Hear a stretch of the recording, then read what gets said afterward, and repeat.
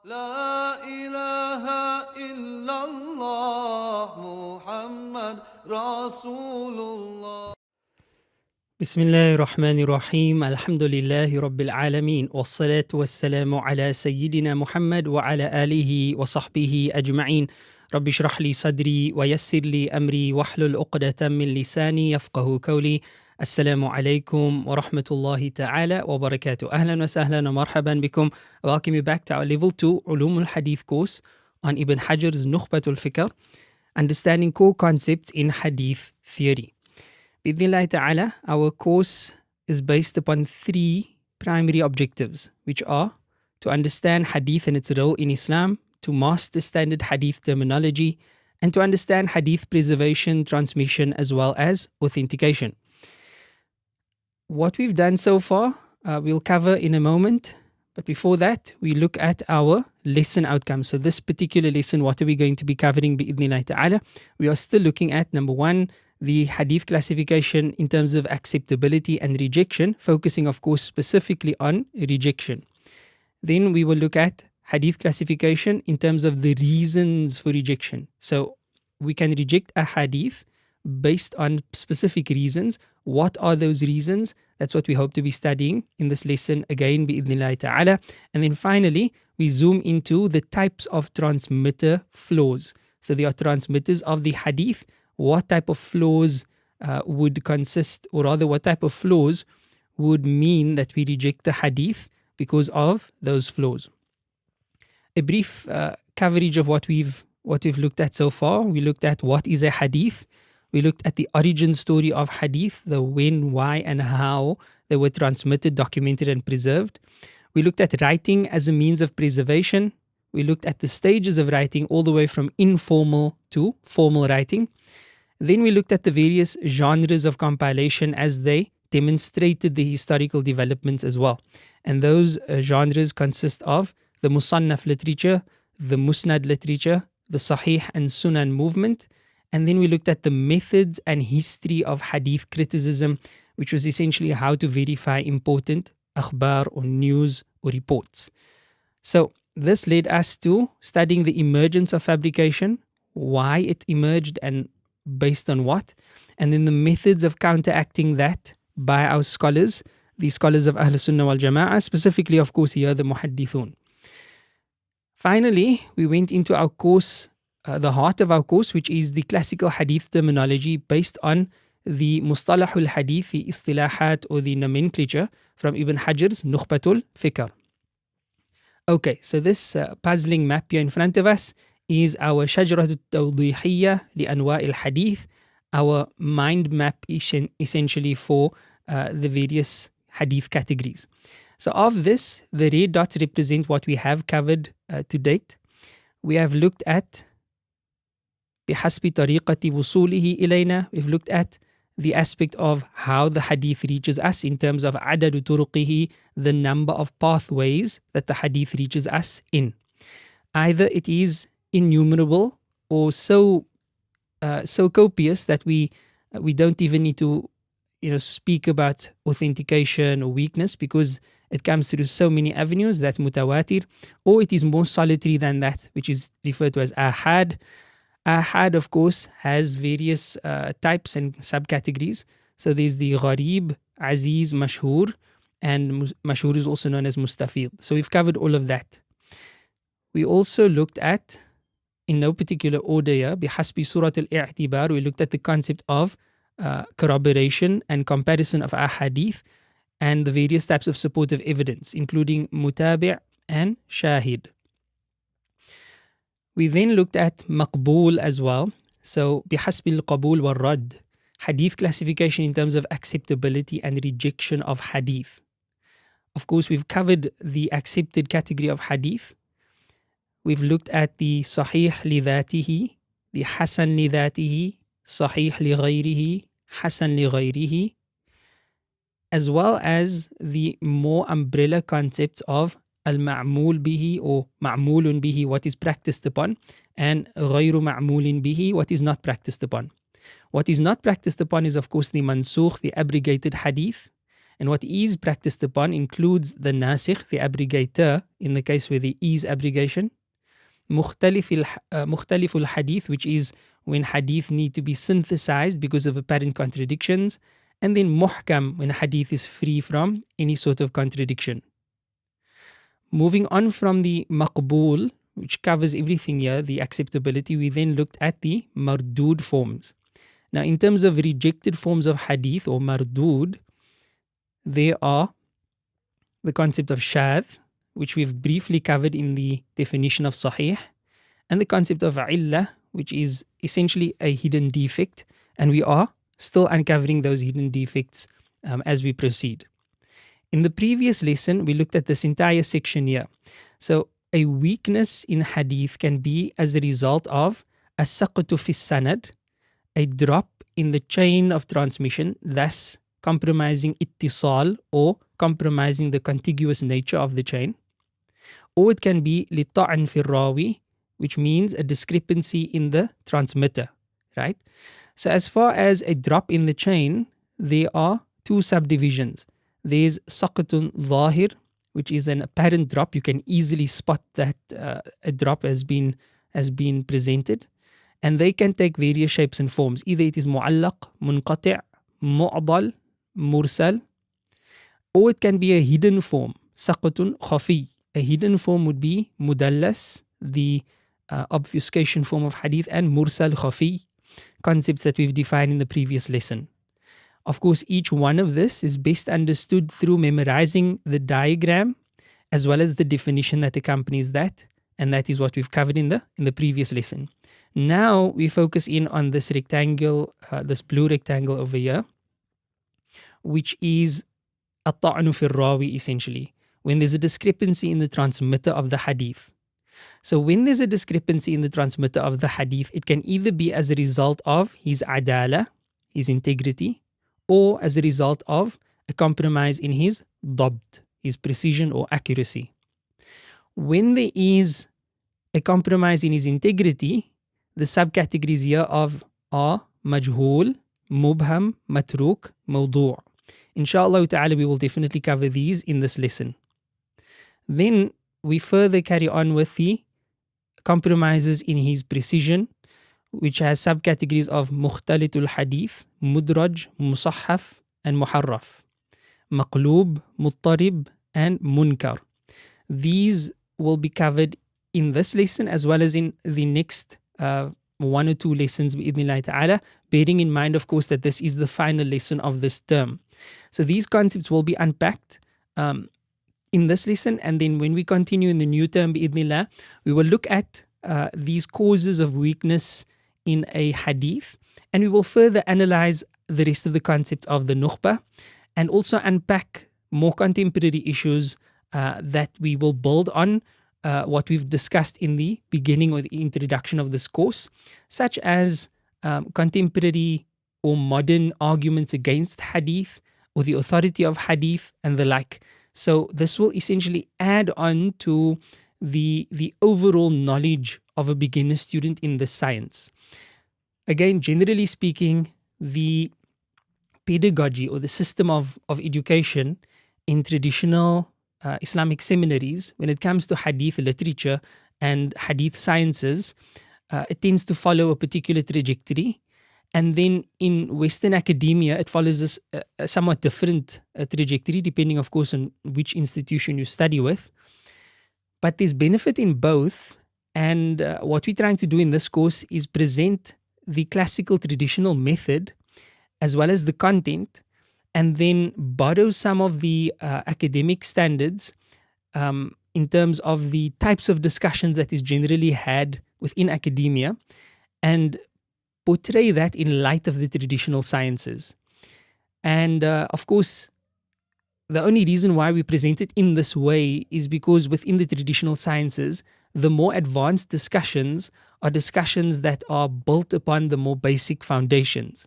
And this is part of the wisdom of traditional Islamic learning. It is sometimes referred to as ilmun rabbani, where one learns the fundamentals before learning that which is more advanced. And this is key when one really wants to delve into the Islamic sciences as opposed to the Western methodology, which essentially forgoes all the fundamentals and goes straight into a rather complex issue that can easily be misunderstood or misinterpreted or even abused by a student who has not covered the fundamentals. So we hope to avoid those pitfalls bi'idhnillahi ta'ala. And with that, we proceed. So let's zoom into where we are at. We have covered this in the mind map. Let's look at it again in our little diagram here. We are talking about the acceptability or rejection of ahadith as a category of ulumul hadith. We've already covered the acceptability, the maqbool forms, that which is accepted, muhkam, mukhtaliful hadith, and naskh. These are concepts that would be accepted. And then we spoke about under muhkam the various forms of sahih, hasan, sahih li ghayrihi, hasan li ghayrihi. When it came to mukhtaliful hadith, this comes as the result of jam', when one needs to make synthesis between apparently contradicting narrations, then that is called mukhtaliful hadith. When this is not possible, then one resorts to naskh, where dates are available. Where that is not possible, the scholar would resort to tarjih, giving preponderance to one transmission over the other. And where that's not possible, the scholar would pause and not apply the hadith until further evidence is presented. Of course, naskh means that you end up with a nasikh and a mansukh, and we've covered that in detail. So that's a recap.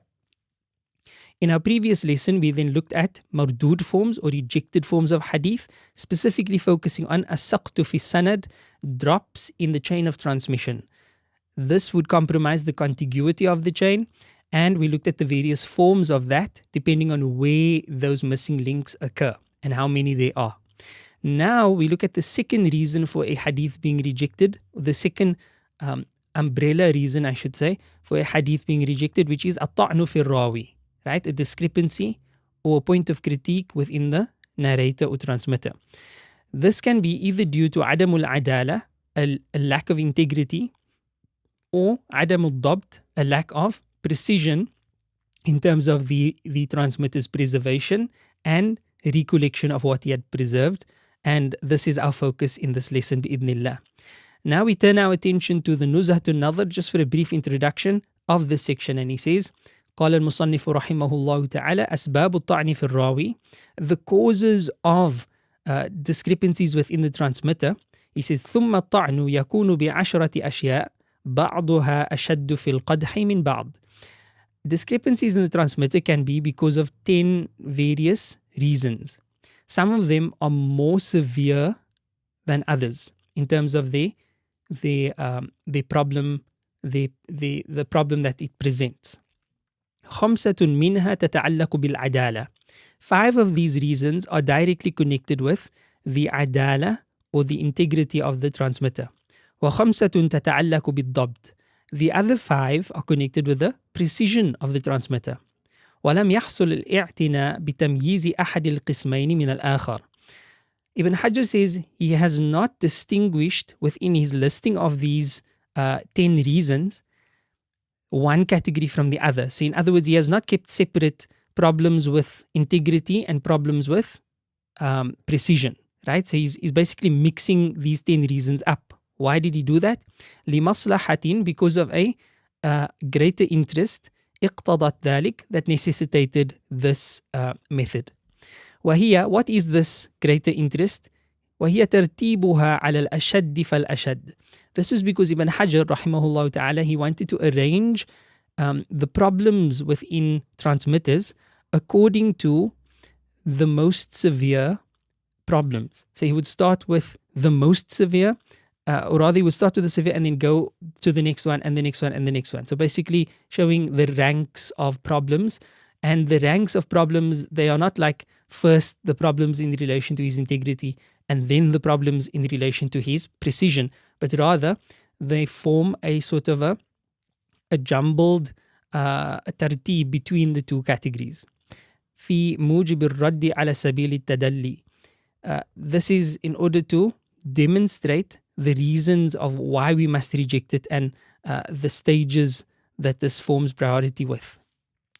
لأن الطعن إما أن يكون, because a discrepancy in the transmitter can either be, now he gives you the 10 reasons. So these are just a list this is just a list of the 10 reasons of what could cause a problem within the transmitter. Today, of course, when we analyze a chain of transmission, now at this stage, what I'm saying is purely theoretical, because a student at this level would, for all intents and purposes, not have been exposed to many asanid, nor would the student have been exposed to the analysis of asanid. Generally speaking, that comes a bit later. And there's pros and cons to this method. However, we can compensate for that by taking our time to understand the theory and memorizing it and really being comfortable with it before moving further, so that when eventually we are exposed to the more practical application, we are immediately able to recognize these concepts. So, for example, in my studies, I had a bit of a unique journey in terms of my knowledge trajectory. I suppose everybody's journey is unique in that sense, but it didn't follow the traditional, approach system. Be that as it may, in the first year we studied Arabic and then applied that to the entire Quran in order to understand, the words and the translation of the Quran for the most part, at a very basic level. In the second year, we were exposed to an introduction to all of the al-Ulum al-Shariyyah, to all of the Islamic sciences, not all, but the fundamental Islamic sciences, in order to have a broad overview of everything that a Muslim should know, meaning fard ayn, as well as some of that which would be good for a Muslim to know, to be comfortable with the Sharia, which would be fard kifaya, of course, and along with that was mustalahul hadith. And the method of learning mustalahul hadith at this stage, meaning at the first introduction, was essentially to come to grips with the terminology only. There was no historical backdrop, there was no development of hadith and its sciences, criticism of hadith, application of asanid. None of this came at the very beginning. It was a matter of here's the nomenclature of the muhaddithun, understand the definitions, memorize the definitions, so that when you hear these terms, you are familiar and comfortable with that. Then in my third year, we read Dr. Nuruddin Aitar's Manhaj al-Naqd, which is more advanced than the Nukhba in terms of its level and in terms of its depth, of course. The Nukhba is intended to be what we studied in the second year, just a summary of the primary terms. In the third year, we now added meat to that summary, and at the same time, we were exposed to asanid, specifically from the Jami' of Imam al-Tirmidhi, and were given specific tasks to make takhrij of the ahadith, meaning to source all of the primary sources of a particular narration, and then do i'tibar, so compare the chains of transmission, and finally do an assessment on the transmitters of that particular chain, becoming familiar with the transmitters, with the practical application of this, the mustalah, as well as with the process of hadith criticism. This would be a more holistic approach. Now, why I'm mentioning this is, when studying Islam online, generally speaking, we do so atomistically, meaning we zoom into one particular science and we spend our time in that science. And that's fine, but it is important to understand that with the ulum shar'iyyah, with the Islamic sciences, they are complementary to one another. So for a student to really advance in any given science, it is almost obligatory to have a basic understanding of the fundamentals of every science.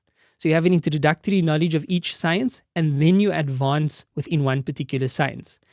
And the theory should generally always be accompanied by a practical demonstration thereof, especially when it comes to the ulum alat, like the tools, the sciences which are tools like usul al-fiqh, ilm al-kalam, and ulum al-hadith. Right? These are tools for the scholar, for the student of Islam, and they need to be mastered not with theory alone, but with the practical application of that theory simultaneously with mastering that theory. That would be the ideal approach. So, bi'idhnillahi ta'ala, that was just a bit of an an intermission for what we are doing here in front of us. You can understand that this is a lot of theory, but it's necessary in order to proceed further and gain mastery within ulum al-hadith. So with that said, we look at what Ibn Hajar says, rahimahullah ta'ala, the 10 causes of a hadith being rejected. He says, number 1, لِكَذِبِ الرَّاوِي. A hadith can be rejected because a particular transmitter has been found guilty of lying. في الحديث النبوي, about the Prophet ﷺ's hadith. بأن يروي عنه صلى الله عليه وسلم, such that he transmits from the Prophet ﷺ ما لم يقله, that which he did not say, متعمدا لذلك, and he does so intentionally. It may not be that the hadith that you find him in, or the sanad that you find him in, it may not be that he lied in that sanad, but this is absolutely inconsequential. The moment anyone is found guilty of deliberately inventing a lie upon the Prophet ﷺ, he falls into the framework of the hadith, "Man kadhaba alayya muta'ammidan falyatabawwa maq'adahu minan nar." Whosoever lies upon me intentionally, let them take their place in the hellfire. His matter is between him and Allah if he makes tawbah or not. But as far as the ummah is concerned, he is no longer a trustworthy person for the transmission of prophetic hadith. Any chain, any sanad that such an individual finds himself in, it automatically compromises that sanad, and it is now regarded as a fabrication, right? It is now regarded as mawdu'. Tamam? So that's the first reason for a rejection of the hadith. And so we will move through the other reasons, going down the scale in terms of its severity. Let's look at the second reason. أو تهمته بذلك. Or a transmitter was not found guilty of lying about the Prophet ﷺ, but he is suspected of being a liar. How so? بأن لا يروى ذلك الحديث إلا من جهته, such that this hadith that you find him transmitting has not been transmitted by anyone but him. ويكون مخالفا لقواعد المعلومة. And then you find that this transmission appears to contradict, or doesn't appear to, it contradicts sound principles of Islam. So it's going against what is known to be factual in Islam. This would automatically be a red flag in terms of, why is this the only person who transmits this hadith, and yet this hadith goes contrary to what we know, either from the Quran or from mutawatir ahadith or from more authentic ahadith. وكذا, and similarly, من عرف بالكذب, somebody who is known to have been a liar, في كلامه, within his speech, meaning within his daily speech, وإن لم يظهر منه وقوع ذلك في الحديث النبوي, even though no one has ever proven that he has lied in relation to the prophetic hadith. So just because somebody has been somebody has been shown to be a liar within their relations with other people, within the dealings with other people, then automatically that would raise a red flag of suspicion on the prophetic transmissions. Because if you lie about other things, you could potentially lie about the hadith of the Prophet ﷺ, but this is not a categorization as being a liar, but rather تهمته لذلك, تهمة الكذب, or تهمة بالكذب. He has been suspected of lying. Tamam. And then وهذا دون الأول, he says this is less than the first. So the first one was the person is a liar. The second one is he is suspected of lies. أو فحش غلطه أي كثرته. Another reason for muhaddithun rejecting the transmission of a narrator is because he makes abundant mistakes. Like in terms of percentage, if you do comparison with his transmissions and those of his contemporaries, you find that his transmissions seems to go against what they say for most of the time. So that would be فحش غلطه, abundant gross mistakes. Number 4, غفلته عن الإتقان, when a transmitter is heedless from precision, meaning they make careless mistakes in their transmissions. Number 5, أو فسقه أي بالفعل أو القول, or if a transmitter is found to be sinful. Now, of course, sinful here is not a matter of sinful of the heart. It is public sin. It is open sin that can immediately be discerned, whether in speech or in action. مما لم يبلغ الكفر, as long as it does not reach the type of sin that constitutes kufr, disbelief. Of course, then his narration will be rejected entirely. وبينه وبين الأول عموم, and between the one and the other there are there's common ground, but we will look at that again. وإنما أفرد الأول, but the first has been specified لكون القدح به أشد في هذا الفن, because the discrepancy in this regard is intense in this chapter. If you are sinful, so we got fisq in action and as well as fisq in speech. But the type of sin must not reach kufr. And between sin in speech, right, qawl, وبين الأول, sin in fi'al, action, there is a certain common ground. وإنما أفرد الأول, but the first one, بالفعل, has been specified لكون القدح به, because criticism on this point is أشد في هذا الفن, is more intense in this science. وأما الفسق بالمعتقد, as for the type of sin that is or that does reach the point of kufr, أما الفسق بالمعتقد فسيأتي بيانه, that will be explained. So in this point number 5, we are only speaking about fisq bil fi'l and qawl, and not the type of fisq that leads to kufr, or the type of fisq that deals with i'tiqad. Number 6, أو وهمه بأن يروي على سبيل التوهم, or the doubts of this rawi. This rawi is confused, this rawi is always in doubt. If that is the case, he's narrating with a doubtful form of narration in a doubtful sigha. If he does so, that's also a reason to suspect the transmitter. It carries on. أو وهمه بأن يروي على سبيل التوهم, we got that one. أو مخالفته للثقات, or the transmitter goes against that which reliable transmitters had reported, or his transmission doesn't conform with their transmission. Remember, the way we find these discrepancies is through i'tibar, is through comparison. Just to remind you, I transmit from my teacher, but so too did everyone else in my class. They were all sitting in the same class, they were all listening to the teacher, so we all transmit from that teacher.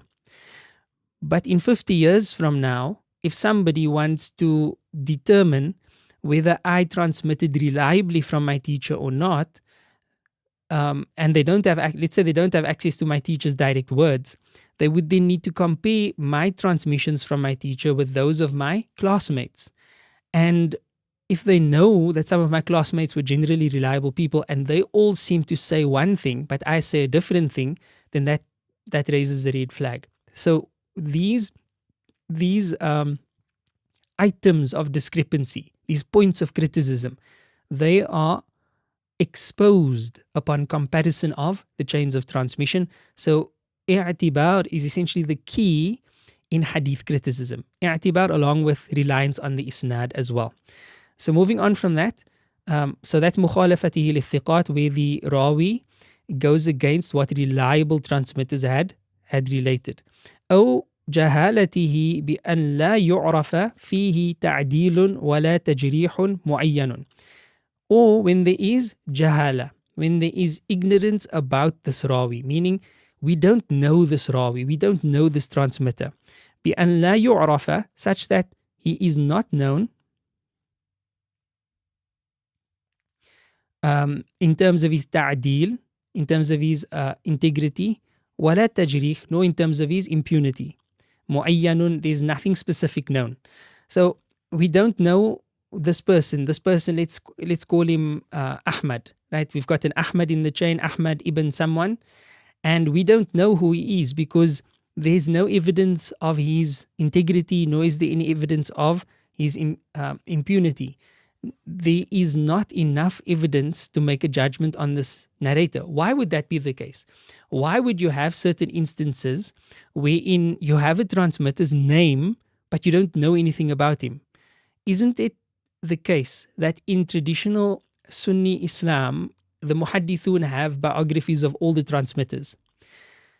That's true in a general sense. But remember, the way these biographies are structured is predominantly focused on the ability as transmitters. When we speak about the biographies of transmitters, we are not speaking about detailed biographies as in the, when you read the biography of someone, for example, you read the biography of Nelson Mandela, A Long Walk to Freedom. It's an entire story just about that person, right?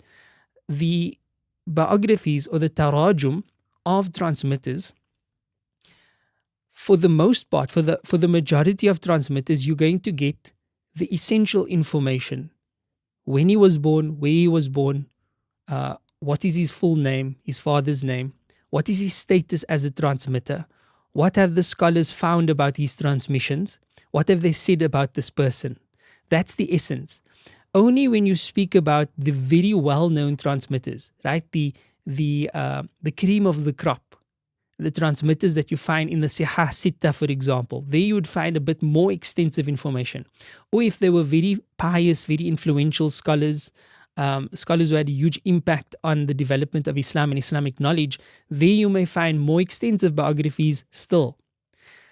But there are instances where within the sanad you find a person who perhaps only transmits one or two transmissions. So there's not enough information, or there's not enough transmissions from this person in order to compare asanid, in order to compare chains of transmission, to reach an assessment of what type of transmitter this is. And in those instances, we refer to the unknown nature of a particular transmitter as jahala. And this is what he's referring to here as another reason for a hadith being rejected. Number 9, أو bid'atihi, when a transmitter is guilty of bid'ah. Now this might send alarm bells for beginner students, but we are not speaking here about the more contemporary ubiquitous discussions about bid'ah. Is Mawlid bid'ah? Is our birthdays bid'ah?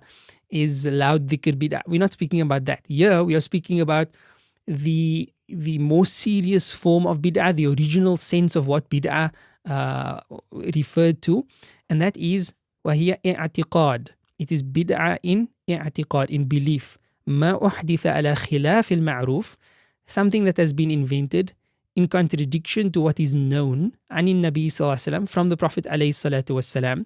لا بمعاندة بل بنوع شبهة. This was not done deliberately, or it wasn't done in order to invent a lie upon the Prophet sallallahu alaihi wasallam, but it is a doubtful matter. It is something that is ambiguous, or the like. So, for example, the Sunni Shi'i difference. The Sunni Shi'i difference brought about many fabrications, right? Because it started out as a political difference, and those who loved the Ahlul Bayt, they would fabricate a hadith to sort of bolster their belief. And those who supported, for example, Sayyidina Muawiyah, they would fabricate hadith to support him. And this was when it came to this political strife, there was so much fabrications happening that sometimes it led to not just political strife, but also belief, right? Also differences in belief. And one needs to study the history of Islamic Aqidah to understand how this all began. The differences among the Sahaba, the differences when it came to the issue of Qada and Qadr, the differences when it came to the issue of the Kalam of Allah subhanahu wa ta'ala, and so on and so forth. When these differences arise and they become such a problem that people start fabricating a hadith about them, then generally, if it's to do with belief, they would refer to this as a bid'ah. And for somebody to have such a love for any particular person that it causes them to sin, this is problematic, because now their transmissions are called into question because of their sectarian bias. So if somebody who was an extreme lover of any particular faction, or the Ahlul Bayt, for example, and then they transmit something about the Ahlul Bayt, now you have a red flag on top of a red flag. Because if their belief was so extreme that it was outside of the purview of Ahlul Sunnah wal Jama'ah, and then on top of that, they also transmit something that sort of corresponds with or supports their belief, this would be an even bigger problem. So this is why bid'ah, especially in Aqidah, is highlighted as another reason for hadith rejection. And then finally, number 10, أو سوء حفظه, when a transmitter has weak memory, وهي عبارة عمن يكون غلطه أقل من إصابته. When we speak about a transmitter having weak memory, we are speaking specifically when the mistakes are less than when they get things right. If the mistakes outweigh the accuracy, if the mistakes outweighs the accuracy, نعم, then this wouldn't be سوء حفظه. This would be فحش الغلط. This would be gross mistakes. But when they make a lot of mistakes, but not it doesn't outweigh when they are correct, then this would be referred to as سوء الحفظ. Now, what we've just covered now is an overview of the reasons for a hadith to be rejected, right? Specifically in connection with a critique of the transmitter, right? When there's a discrepancy with the transmitter, it could be for one of 10 reasons. Broadly speaking, 5 are in relation to his integrity, 5 are in relation to his precision. Ibn Hajar has listed them, not separating the reasons, but simply giving us an overview in terms of the rank of problem. So what we have just covered now is from number 1, the worst type of problem that you can have, till number 10, which is the least harmful problem in terms of hadith rejection, and Allah knows best. So now what we will look at is the first few and what they amount to from Nukhbat al-Fikar, insha'Allah ta'ala. So Ibn Hajar says, rahimahullah, ثم الطعن, then ta'an, right? Discrepancies or aspersions about a particular transmitter. I'm not too focused on translations offered in books. You can borrow them, you can use them. Sometimes you find one that you really like and then you stick to that. That's good. But at the stage that we are in currently, I prefer not to become fixated on one particular translation, but rather to understand the concept in Arabic, understand the definition, understand the application, and continue to use that for as long as you can until you absolutely need to have a translation for it, right? So I hope that you follow the same method. Bi'idhnillah, I find that to be beneficial for the sake of solidifying one's knowledge. So when you have a discrepancy within the transmitter, إما أن يكون لكذب الراوي, it can be for a variety of reasons. We've mentioned them before. We'll list them again. He says it can be for the transmitter being a liar, أو تهمته بذلك, or being suspected of lies. We've defined this already. أو فحش غلطه, or gross mistakes. أو غفلته, or heedlessness in his transmission.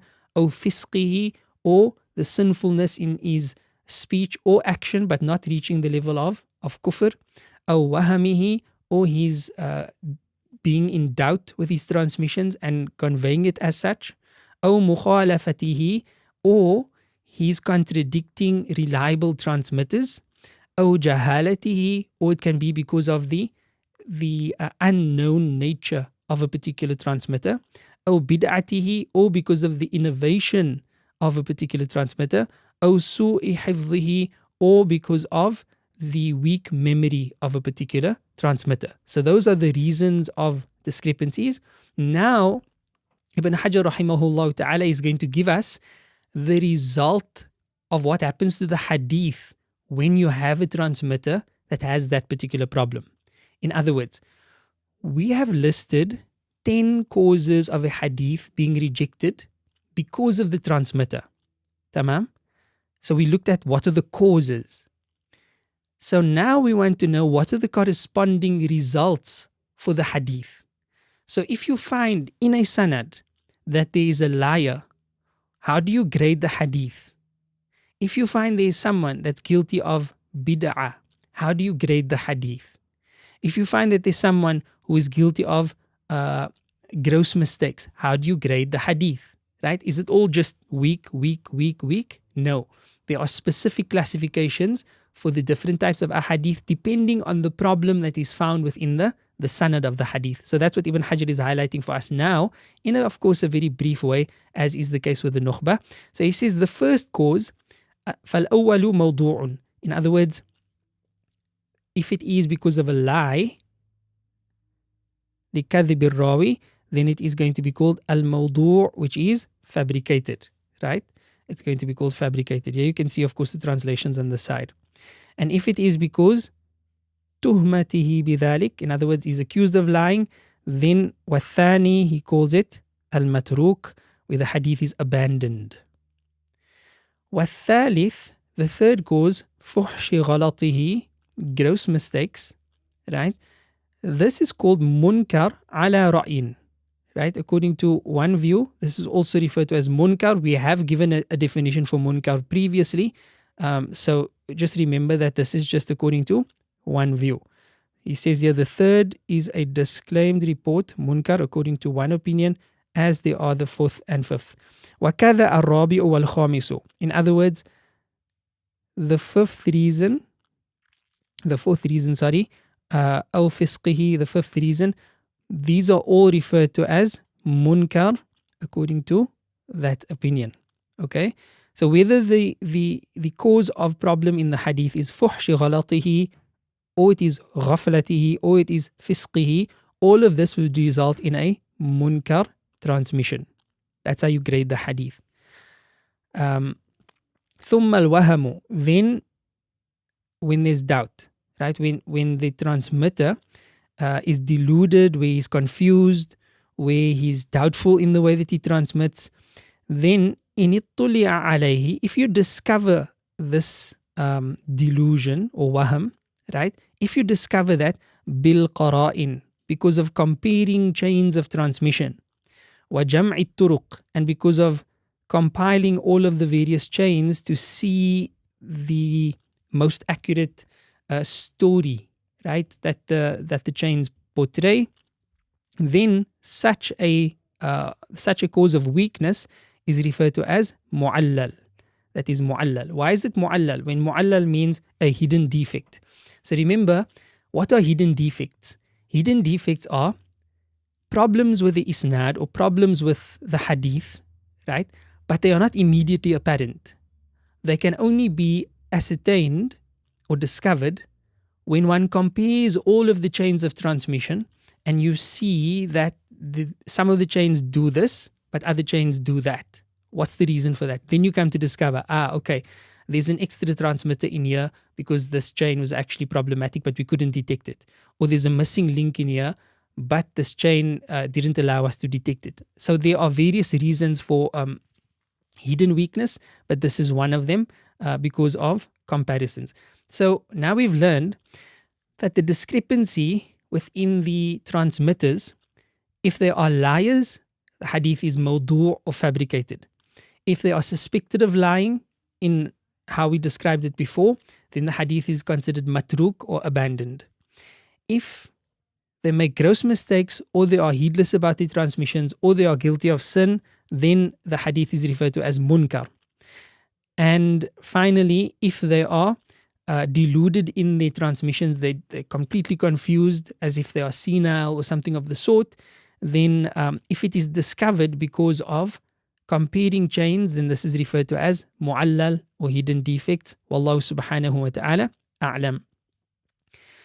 Now, this is the first half of the story.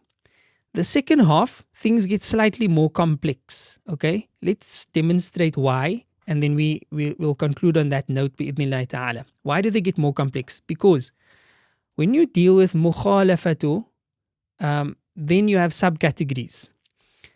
Mukhalafatu rawi lithiqat, right? When a rawi, a transmitter, contradicts reliable transmissions. This can result in 5 different types of hadith defect. It can be what is referred to as mudraj, which has 2 forms. It can be al-maqlub, which is also in different forms. It can be al-mazidu fi muttasil al-isnad. It can be al-muttarib. It can be al-musahaf or even al-muharraf. So these are subcategories of al-mukhalafa. Al-mukhalafatu rawi lithiqat. For that reason, I'm choosing to keep this as part of the next lesson, still focusing on the discrepancies within the transmitters of a particular hadith in order for us to really understand and also memorize the terms. At this stage, as I've been saying previously, it is critically important for any student who wants to become more proficient in the sciences of hadith to have a basis of hadith terminology. It is an essential in traditional Islamic studies when it comes to hadith. There's no escaping it. It's like a student of Arabic wondering if there are ways to not memorize the sarf saghir scales. For those who memorize them, fa'ala, fa'ala, fa'alu, fa'alat, fa'alata, fa'alna, fa'alta, fa'altuma, fa'altum. Not all schools use this method, but for those who do, students find it effective, but only when they memorize it. Similarly, nahu, right? The rules of nahu. You may not want to memorize them, but it is essential if you wish to build upon your Arabic language, and Allah subhanahu wa ta'ala knows best. So you have to memorize the definitions. You don't have to spend time by literally memorizing it like a Hafiz student would. But the memorization of these terms can easily come about through understanding them thoroughly. Once you have a solid understanding of each term, you would find that memorizing them is, it's almost a natural result because they make sense. They are logical in terms of the application as well. So the next segment that we will look at bi'idhnillah in a lesson coming up is about mukhalafatul rawi lil-thiqat, which has 5 subcategories. That those have some detail as well. We will look at each one of those categories and define it. So the mudraj has 2 types, maqloob has 2 types, al-mazid fi muttasil al-isnad, we look at that as well. Al-muttarib, what is that exactly? And musahaf, what is that? Then finally, we look at the final causes that Ibn Hajar mentions, which was al-jahala, right? Where you don't know anything about the rawi. There's different types of jahala that we need to become familiar with. And then finally, al-bid'ah, right? When a rawi is guilty of some sort of innovation, then we have to understand how that is dealt with as well in order to grasp the concept bi'idhnillahi ta'ala. Su'il hifdh was the last one actually. Su'il hifdh was weak memory. That too will be covered in that lesson bi'idhnillah. So where are we at? Once more, we find ourselves in this rectangle over here. What we have covered in this lesson, walillahi alhamd, we looked at al-mawdu', matruk, and munkar. Those are the concepts that we've covered. Mukhalafatul rawi lil-thiqat would be many of these here, which will come in the next lesson, and then majhul and mubham over there. Obviously, this table separates it, as Ibn Hajar says he's not going to, into the reasons based on adala and the reasons based on dabt. So that's where we find ourselves. We have, alhamdulillah, an exciting journey ahead of us.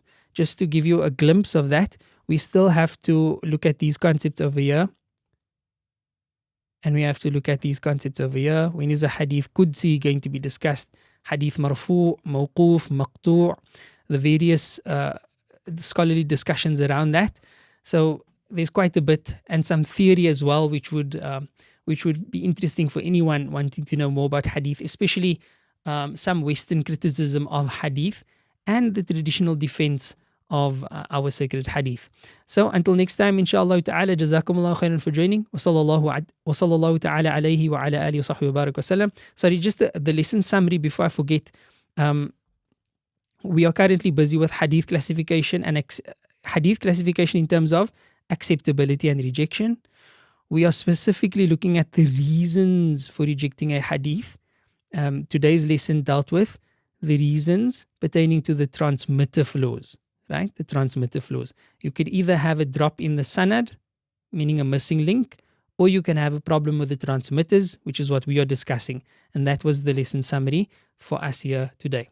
Again, wa sallallahu ta'ala alayhi wa ala alihi wa baraka wa sallam. Subhanallahi wa bihamdi, subhanakallahumma wa bihamdik. نشهد أن لا إله إلا أنت نستغفرك ونتوب إليك. السلام عليكم ورحمة الله تعالى وبركاته.